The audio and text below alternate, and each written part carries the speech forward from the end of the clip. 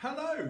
So today I'm going to take you through, I think, a series of short videos on something that feels like a gimmick, and that's these, the lollipop sticks. These are bigger than you need to use, but I'm using them for the video so you can see how they work.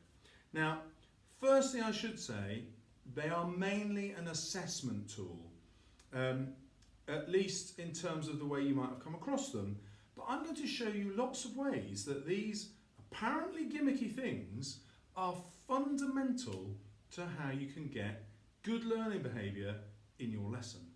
So, here we go. Number one, they are your way of random sampling your students.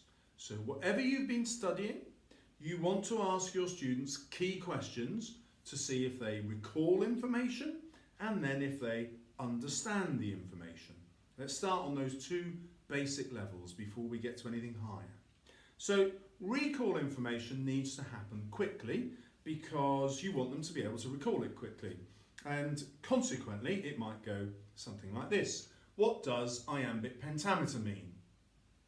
Very brief pause for everybody to think about it, and then you pick the student's name and they have to answer. How many syllables does it have? Pause, then you answer. Why did Shakespeare use it? Pause, then the kid answers. You get the idea. The questions are fast-paced because you're checking knowledge. Well, how does that influence behaviour? Okay, well, it tells every student in the classroom that they need to pay attention in the lesson, because next lesson and this lesson, you'll test them. Students don't want to sound stupid. Now, often, they'll use that as a way of rebelling against you. You'll get bad behaviour because you're exposing their weakness. Well, this is where the sticks come in handy twice. Firstly, it says to the student, you are not picking on them because you know they haven't been paying attention.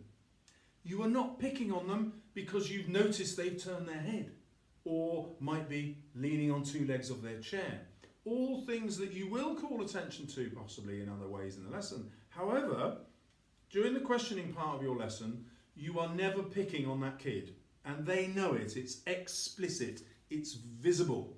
They can see that they haven't been picked on purpose. That is super powerful.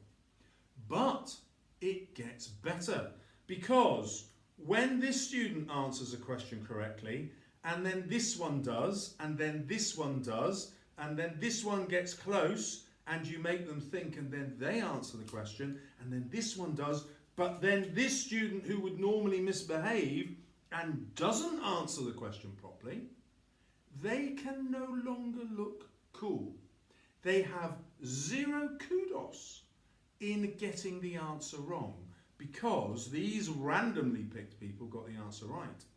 Consequently, their kudos comes from also getting the question right.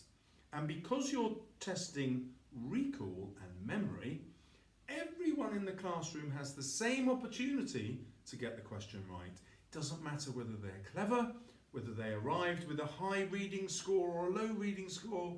This is simply them being accountable for remembering the stuff you have so expertly taught them. And that is why these gimmicks are actually a fantastic behavioural tool.